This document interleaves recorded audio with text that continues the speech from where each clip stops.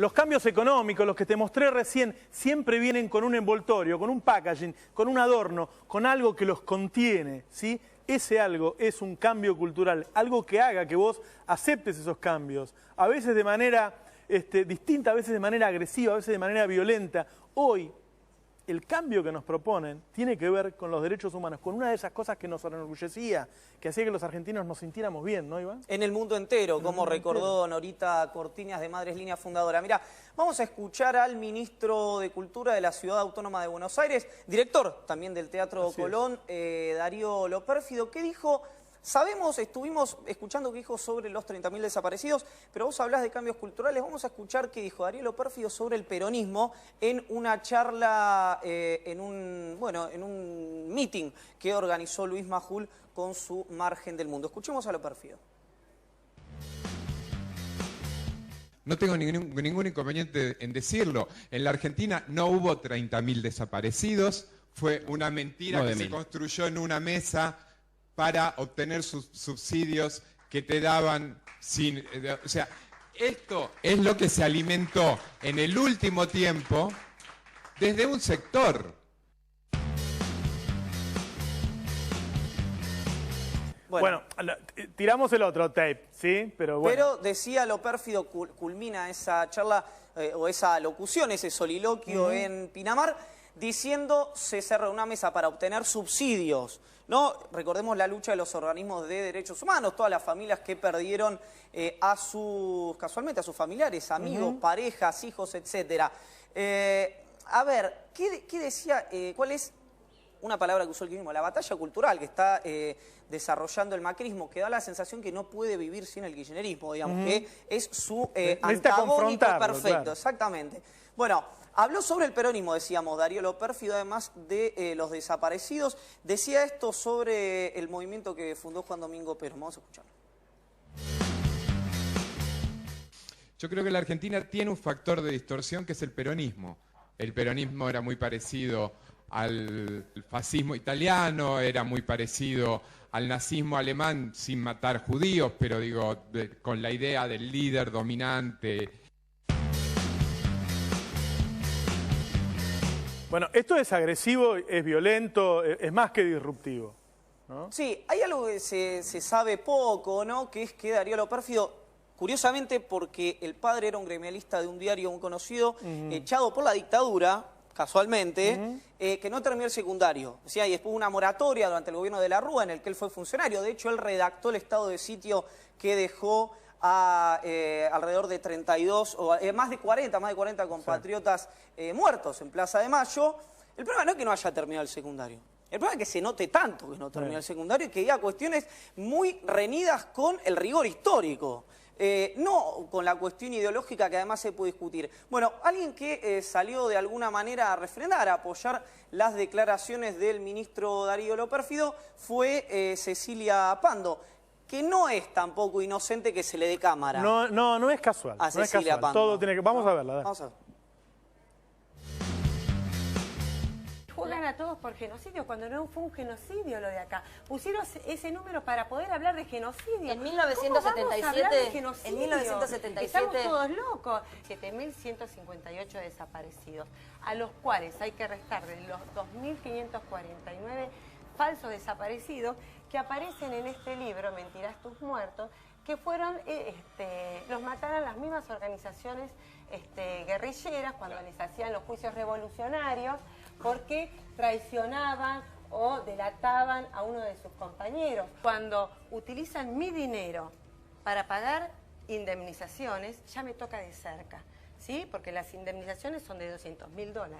Durante 12 años se bajó una sola línea. Entonces, ahora que esperemos tener la posibilidad de hablar más, de dialogar, se cuenten en una mesa redonda, se junten de los dos lados y por favor se cierre este tema. Este es el cambio cultural que necesita este plan económico. Esto es volver a los 90, volver a la dictadura, volver a una sociedad a la que no le importa nada, al sálvese quien pueda, ¿sí? Al acusar a los organismos de derechos humanos que son un orgullo, como dice Iván, en todo el mundo, a donde vayas, te dicen, no te hablan de Maradona nada más, como se dice siempre, sino el orgullo de que en Argentina se haya juzgado a los represores. Quien se manifestó a favor fue Cecilia Pando, quien se manifestó en contra fue Nora Cortiñas, de Madres de Plaza de Mayo, línea fundadora. Esto dijo. No tiene noción de lo que es la desaparición forzada de personas. Parece que hubiera vivido en otro país, que no se hubiera enterado de lo que pasó en Argentina. Además, lo de las cifras demuestra su total ignorancia en lo que hace al desarrollo de los derechos humanos. Lamentablemente me resulta una mala persona, repudio esos dichos y en nombre de las madres de línea fundadora pretendemos respeto y traer al debate.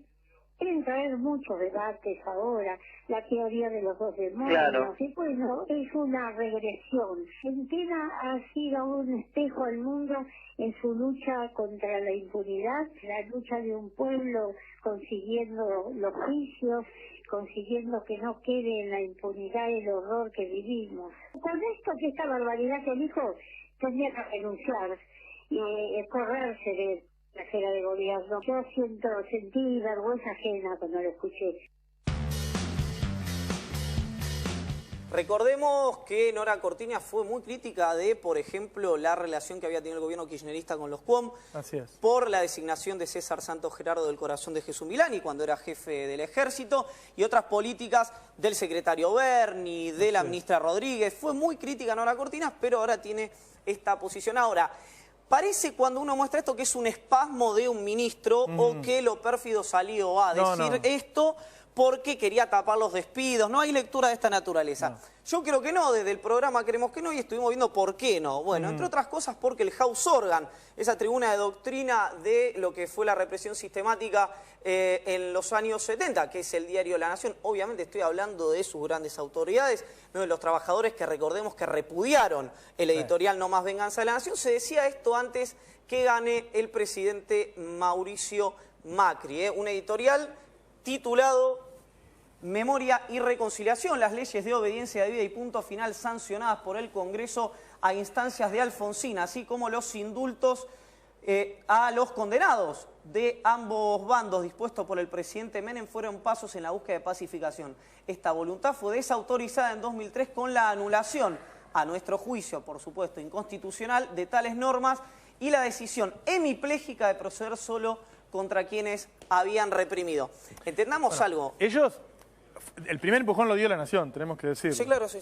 Abrió el espacio para generar este nuevo espacio cultural, digo, en el que Cambiemos involucra con el cambio económico este cambio de ideas, tratando de que la sociedad piense así, obviamente. Hay que decir, yo voy a tomar algo que decías vos antes, que es como el gobierno, yo ya leería del PRO más que de Cambiemos, porque los radicales, bueno, sabemos, ¿no? Lo que está ocurriendo con el radicalismo.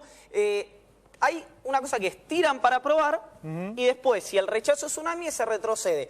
Hay que decir que el secretario Abruj, el de Derechos Humanos, el secretario de Derechos Humanos, dijo: según tengo entendido, el gobierno no piensa así como lo pérfido, y Horacio Rodríguez Larreta, el jefe de gobierno porteño, también repudió los dichos de lo pérfido. Pero el primero que salió a instalar el tema y atrás de él varias voces como la de Cecilia Pando fue un ministro de la Ciudad de Buenos Aires. Macri no atendió a Estela Carlotto. Macri no atendió el mismo día que atendió a dirigentes de fútbol, porque no tenía tiempo para atender a Estela Carlotto. Y a la EA, a la cúpula de la Asociación Empresarial Argentina, no, estaba a Magneto. Héctor Magneto. Que yo cuando lo vi entrar pensé que iba a asumir. Vamos a ver el segundo editorial del diario La Nación. Tengo entendido que es también previo a la asunción de Mauricio Macri, al triunfo de justicia y condena. Se llama el editorial, una frase con sed de venganza. Decía el diario La Nación: a lo largo de la perversa década política del llamado kirchnerismo, la reiterada frase justicia y condena, a veces reemplazada por juicio y castigo, ha repiqueteado cual ariete en nuestros oídos y ante nuestra vista. Esas dos terribles frases sintetizan la cuota de irracionalidad que se esconde detrás de la sed de venganza que alimenta a quienes las utilizan. Lo grave es que ese sentimiento resentido aún parecería anidar profundo en el corazón de algunos, decía el diario estos medios son los que le dan la bajada intelectual a los gobiernos, ¿no? La que se lo dieron a la dictadura, la que se la daba a Menem y ahora se lo da al PRO. Lo voy a decir sin ningún tipo de sorna esto.